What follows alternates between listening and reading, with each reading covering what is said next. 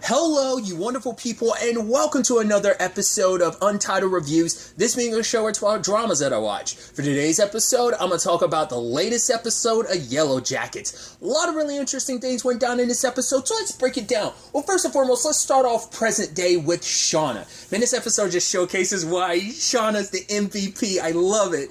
Just like, oh, dude, that dark side. Like, everyone's, like, showing their, like, little tendencies, except Misty. Misty going full-blown dark side. Like, she's just kind of like evil, doing her own thing in certain regards. But focusing on Shauna present day, her daughter's kind of like running her, being like, I'm gonna go to the Ubers and I'm gonna hang out, blah, blah, blah. It's like, wow. And even Jeff doesn't really do anything, but Shauna's like, our child's an asshole.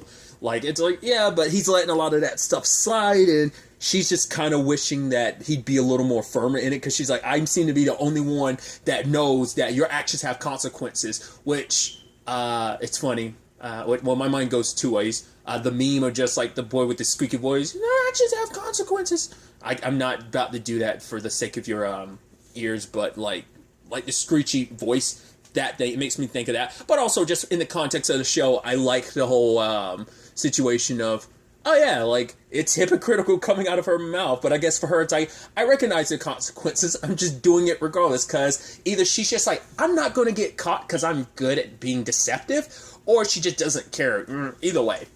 So, her and Adam go hang out at, like, some college party, so I was like, you're going to run into your daughter there. I was like, maybe she would, because I thought at first, like, because she was wearing the mask and everything, but she decided not to wear the mask. I'm like, you're going to run into your daughter, aren't you? Speaking of Adam, really quickly, someone did point out last episode about a theory they had about who Adam is, potentially being Javi.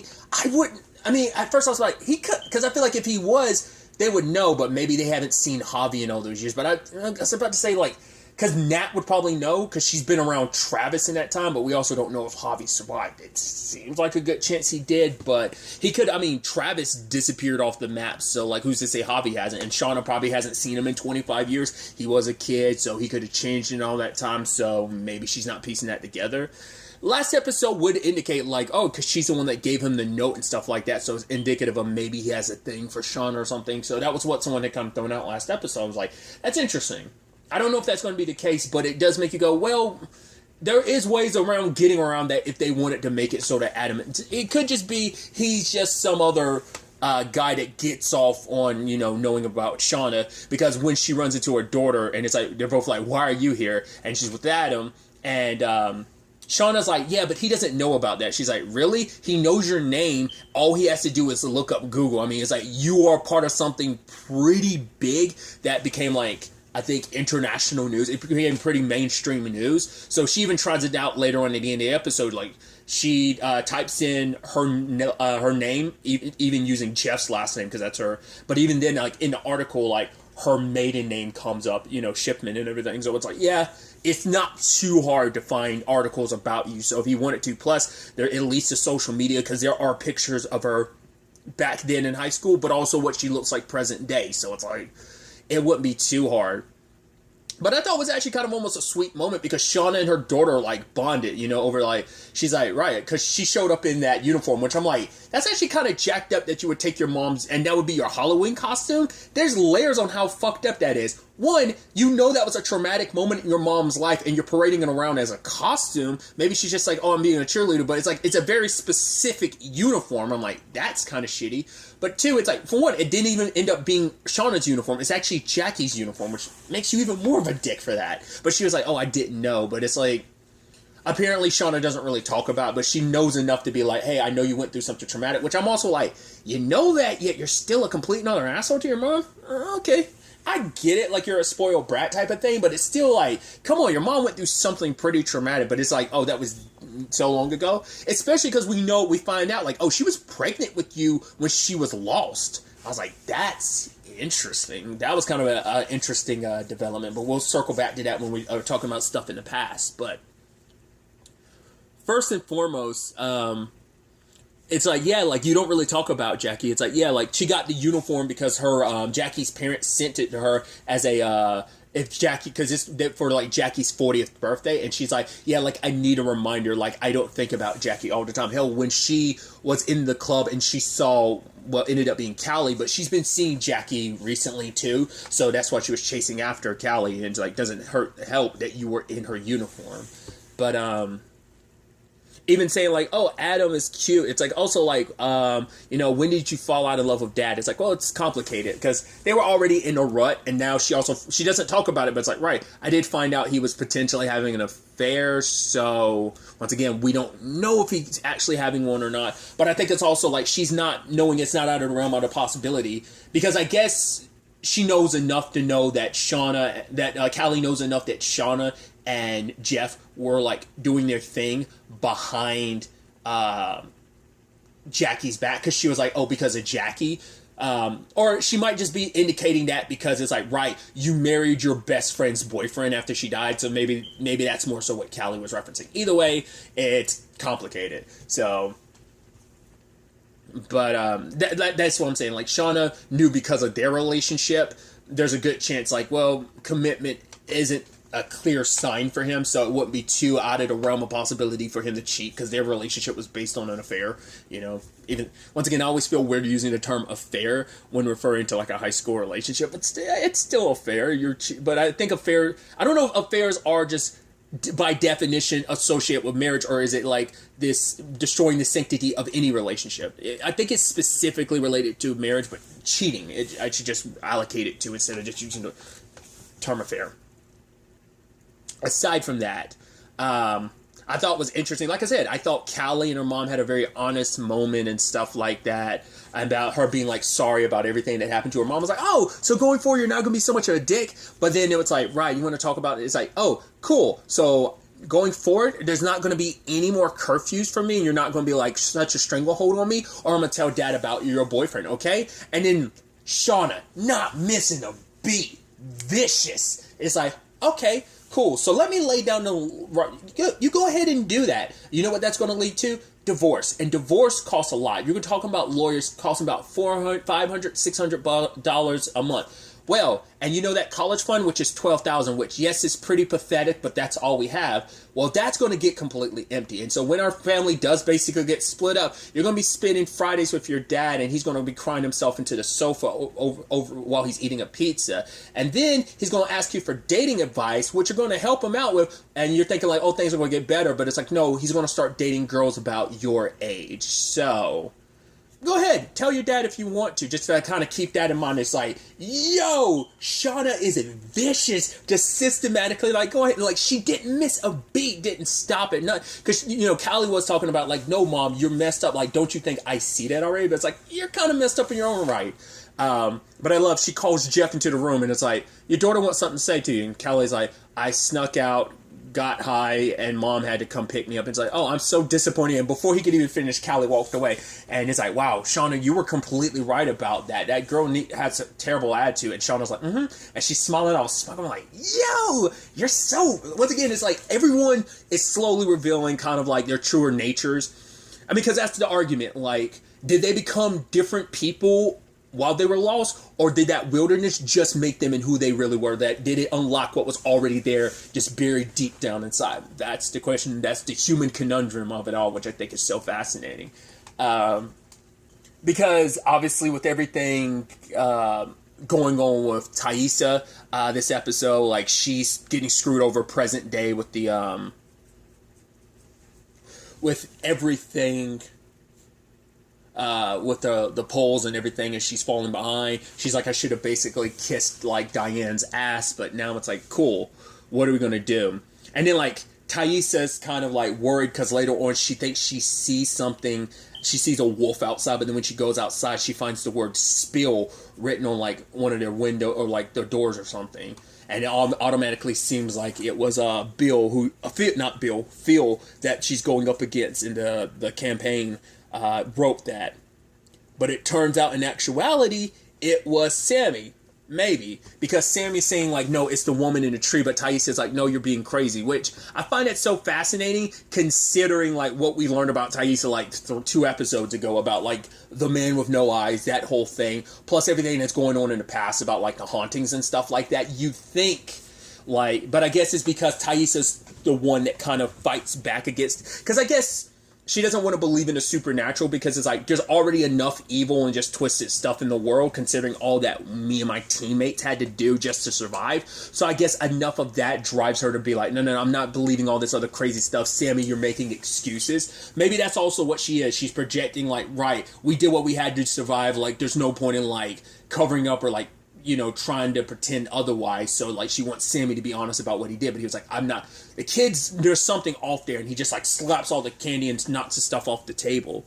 So the fact is, Simone's worried about Taissa, saying like, it's pretty much, the fact is, it's not just a campaign. You haven't been the present mother that you used to be. Like, you know, you used to be like really there. You haven't been there now. I mean, whether it's a campaign because it's like you're exhausted, you're losing weight, like, you know, and so Taissa's thinking about bailing out of the race, and she's got her cards ready and everything. Her beautiful family by her side, and then that nasty side of Taissa comes out when she proceeds to take that spill situation, which her and Simone know, at least they believe Sammy did it. She shows it off to be like, yep, look what happened. I'm not backing down. Basically, New Jersey needs someone honest. I'm going to be there for the community. And she's like so happy and just like, what I went through that wilderness, blah, blah, blah, blah. People want to throw that in my face and yada, yada, yada. And then, you know, she looked back at Simone, and Simone's not too happy about it, but she turns back and be like, for a second, she saw the man with no eyes, but I don't think there's going to be like a supernatural element to this. I think purely in this particular case, it is just like, it's there might be some issues going on with Taissa that like her trauma and PTSD are manifesting it. Like it might be something inside her subconscious, like her own guilt or the darkness in her manifesting in that form, because it pops up as the man with no eyes as well as the wolf. So it's like there's, you know, I guess maybe it's also about that conversation about like, right, we all have two wolves inside of ourselves. It just comes down to which one we feed that gets to determine like who we are, whether we give into the bad side of ourselves or the good side. Those wolves are battling it out every day. So maybe it's supposed to be kind of indicative of that kind of analogy. Other than that, we had Natalie getting information from Kevin, because it turns out Travis was clean, but now she has to turn to Misty, which when I talked about Misty being pure evil, it's like the kids, she brought him to trick or treat, and then she switched off that lady's machine, and it's like, oh my god, someone call a doctor, and she's like, haha, I guess it's trick, and then she turns it back. I'm like, you're such a man, you're twisted, Misty, you're laughing about it. It's like, oh man, she's in the wrong profession, because we see the way she treats those people. It's like, god, you're a horrible person, aren't you, Misty? Like, holy crap. But her and Nat have to work together, because she wanted an apology from Nat, like jumping down her throat last episode, but it's like, nah, I'm gonna hook you up with my hacking guy. But the moment he found out it was a police file, he wants to like make an actual exchange, and it turns out the hacker is the actor who plays Dr. Curdle Jr. on Riverdale. So it's like, oh, you went from like one creepiest show to another creepy show, which I think is interesting. Especially where Riverdale is right now, if it's like 5-episode event, super creepy. So it's like, it's very befitting. I was like, hey, I didn't know what he wanted though. I was like, is he trying to like hook up with Misty or something? But even like Nat was like, oh, you should go back with that guy. You have a lot of common. She was like, don't compare me to that dude. But initially he wanted to be a part of this because like Travis doesn't exist, and that's like, yeah, because he's dead. It's like, no, this guy went through a lot to erase himself, so he thinks like something's up. Natalie proceeds to spill gas on him and threaten to like light his dick on fire. So they got the files, and they ended up seeing Travis's autopsy and stuff like that. But then Misty starts noticing weird stuff. She's like, you notice these? And I'm like, you see that? And she's like, what is that, a smudge? And then she starts piecing it together, and Misty reveals it's the symbol from when they were lost. It's like, yeah, the same one that's on the postcards. It's like, yes, this is them. This is connected to that. Because even Nat's like, whatever it is, it couldn't have been Travis, because Travis, it was never about this stuff. Like, I guess this more potential occult stuff they get mixed up on. We'll talk about it when we talk about the past stuff, but I think it's supposed to be indicative of like, yeah, whoever it is has to know about this. Like, they brought the candles, they even took the candles with them after the fact. Whoever it is, why would they be doing this? There's a lot of questions. You can't help but immediately think, if she's alive, I would go present day Lottie as a potential suspect, because she definitely does not, with what we got with this episode, she definitely seems the most unhinged. But once again, that also comes down to whether or not it has to be someone from when they were lost. But you know, circling to that, all the past, well, really quickly, I'll finish up the present day stuff since we're already on this subject. Obviously, Natalie calls Taissa about what they discovered, and they're planning on calling Shauna, but then Shauna's like, yeah, I already know about Travis being dead. It's like, how you know? Apparently Misty told her. Oh, like that poodle, blah, blah, blah. Turns out Misty's, the little gift that she got Natalie as a camera, it's like, she's a psychopath. She does think she's manipulative, but I don't think she's the one responsible. I think she just wants to be in the know, because Misty's about getting what she wants. I don't think it was her. I don't know. This other stuff might not be her, but, like, the fact is that they happen to get text at the moment about, like, oh, I want 50K and don't let your teammates know, and she just happens to be watching. Like, I don't think she got the message. I think she might have actually been the one who sent that message out. All this other stuff, I don't think it's Misty. I think it's Misty manipulating them because she's trying to get them all together, and it's like, oh, like, it's almost like getting the squad back together. I think it's kind of that mentality, potentially. Once again, Misty's not all there either. She's messed. I mean, they're all jacked up in their own ways after what they went through and what that's, you know, we don't know every twist and angle that their lives have taken, you know, in that time frame. But going back to the past and everything, you have Jackie kind of being a little ostracized amongst the group because she's not putting in the work. She's acting a little like she's like, oh, I'm not going to do all this. But it's like, no, we're all sucking it up and we're doing what we're supposed to. But Jackie's fiddling with the cassette player. Like, you're literally not contributing at all. It's like everyone's doing something. You're not helping, you know? So, at one point, I think it was Mari that pushed the bucket. It's like, at the very least, you could go get water. You know, breakfast is going to be here while you're waiting. Because everyone is synced up on their periods, which is like, wow. I honestly didn't even cross my mind. I guess because I don't have to think about that, so it just never crossed my mind. I'm like, oh, that's a potentiality that you'll have to, like, deal with, won't it? But, yeah, they've got buckets. It's like, yeah, don't get confused with the one that's got all our tampons and stuff, are just, like, our blood and discharge, while the other one's got breakfast. And Travis is like, you guys are gross. You know, just the fact is that you would even throw it out there trying to make it seem like Travis ate from the wrong one. Just like, oh. Which, speaking of Travis, him and Nat, I love the little competition that they're having about, like, you know, which one will make it.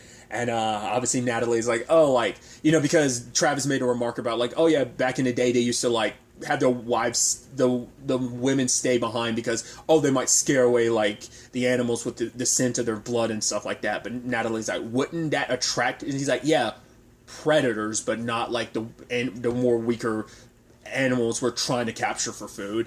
But I love, like I said, I love that they turn it into like almost an Annie Oakley thing. Anything you can do, I can do better type of thing. But also them like making out, which is actually sweet. It's actually heartbreaking when you like, because we know present day he's dead, especially when they intercut that with like them making out to like Travis being beside her, like present, well, in present-ish time, and then hard cut to the autopsy photo of him. It's just like, ugh, that's heartbreaking. That's always the complicated thing about stuff that bounces between different time frames like that, because you're like, you know what the end result is, so it makes seeing like earlier stages of it, the whole Travis and Natalie, it makes it that much more depressing. I mean, it's going to be depressing too, because like we still don't know how many of these girls survived, where they are all at present day. Which, speaking of people hooking up, we finally got, like, some Taissa and Van situation going on, but that gets interrupted. Because at one point, they all heard, like, something upstairs. And at first, I was like, is it Lottie? Because we know she's a lord. But it's like, no, Lottie was downstairs, but she was worried about it. And everyone's freaking out about it. So, Shauna, in an attempt to make Jackie seem useful, was like, hey, like, you need to start contributing or everyone's pissed. But Jackie's like, this isn't me. Like, she's like, I don't know how, but, like, everyone else, like, found themselves comfortable in all of this. It's like, no, they're just doing what it takes to survive. But, like, Jackie's just like, she can't bring herself to do it because it's just, she's like, I'm not built that way. But Shauna's like, right, you've always been the person that can make me happy and help me. And she's like, I just think you should do that. Find a way to be, you know, make everyone feel okay despite the circumstances. So she tries to come up with an idea later on, especially when Mari came freaked out, being like, oh, something's on me, I don't know what it was. And she's like, cool, let's try a seance. Because she never justified it being like, oh, like, if we use a seance, we could use it almost like an exorcism to get rid of the bad spirits. It's like, no, it's meant to be stupid fun that they could distract their minds off of. Kind of backfired, but still. Once again, Taissa is the most reluctant to it, but everyone else kind of goes, okay. Which I should also circle to our girl Misty, literally rolling up in Ben's room and trying to touch his morning wood. I was like, Jesus, Misty. And he was like, don't fucking touch me. It's like, to be fair, like, it seemed like she tripped him last episode, and we're not going to talk about that, because it seemed like he noticed that, but it's like, right, because she needs him in a state where he can take care of, like, she needs to be needed, is what it is. And that's why I'm like, I think she's orchestrating some of the stuff present day, just so she can feel needed. The seance started off as a little bit of fun and stuff like that, and they're asking questions, and they're joking. Even Javi at one point asked a question he shouldn't ask. He's like, are we all going to die here? And the night kind of starts circling, and they're like, oh, what does that mean? An 8? It's like, no, it's the infinity sign. And you're like, okay. And then we proceed to have Lottie lose her shit, start speaking French, and they're like, she doesn't speak for, she's in French class, but she sucks at it. It's like, well, translate it, Jackie. I can't speak it either. I suck at French too. So she's like, yeah, blood needs to be spilt and stuff. And you're like, what?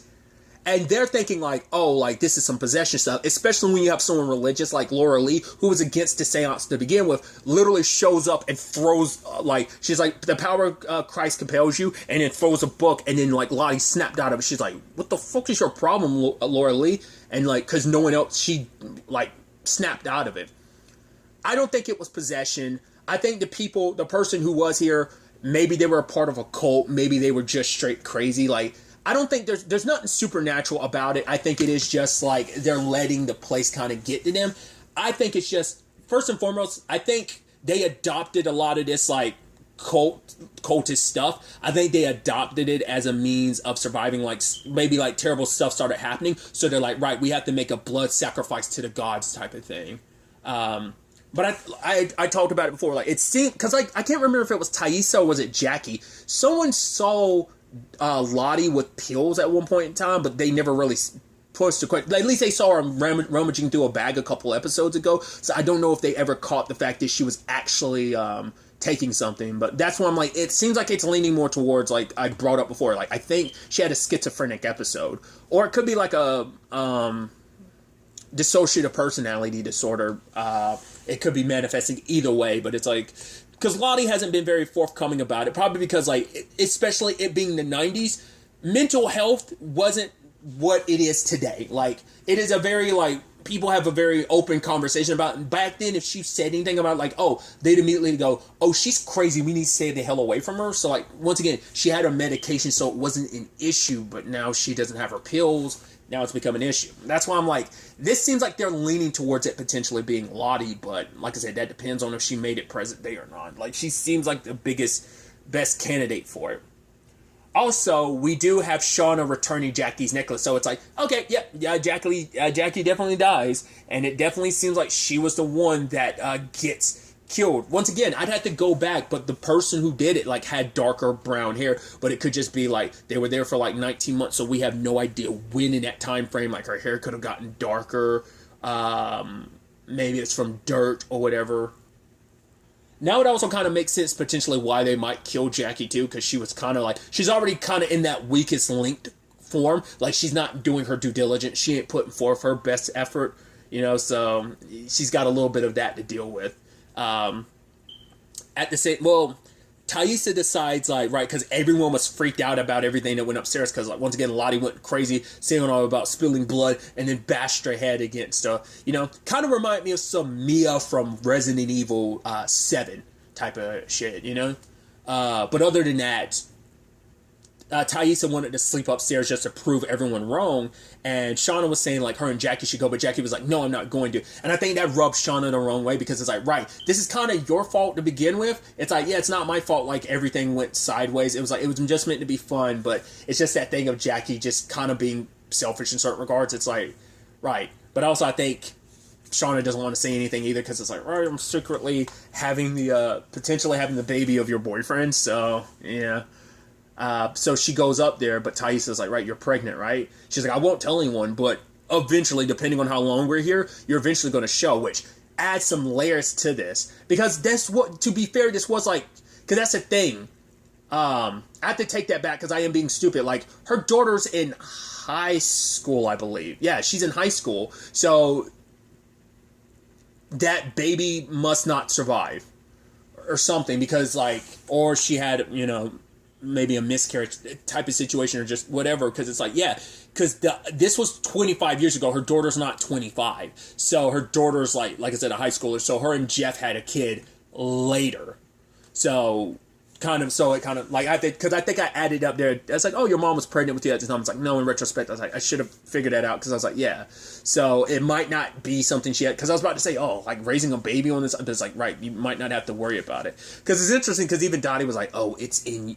I said Dottie. Lottie was like, oh, it's in you. And you're like, once again, it's like, I don't know what to expect with that Lottie situation.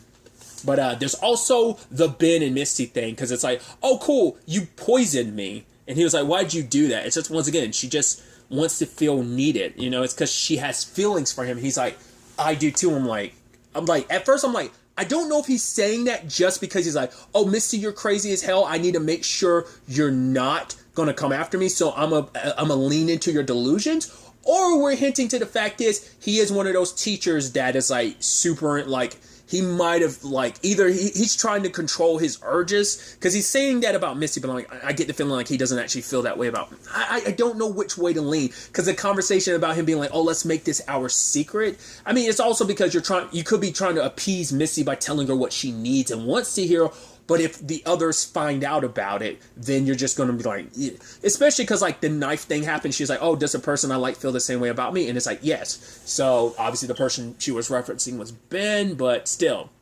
He's like, I can't control myself around you. Like, because he could be lying to Misty, but also be telling the truth because because he's like, right, you're not even 18. So, like, we'll keep an eye on that and see what ends up happening there. So, she is the one that takes care of him, so he also probably knows, like, I don't want to piss her off, too, because she looks after me, and also, she did try to poison me, so I get the feeling Ben's not going to make it out of this, but, we'll see how that develops. There's just so many interesting developments. I'm really curious to ultimately see where all of this ends up taking us going forward into the next episode.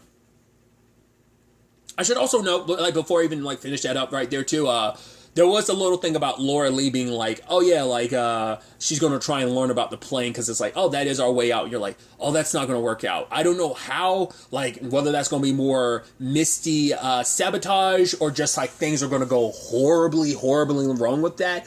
Either way, that plane situation doesn't seem like that's going to be happening, but we'll see, because it's also like, right, we've got at least one dead body here. Are they going to find others? We'll just have to, like I said, wait and see. But really, that's all I'm going to talk about. Until the next time we meet, be happy, be safe, live life to the fullest, and enjoy it. Good day, and goodbye.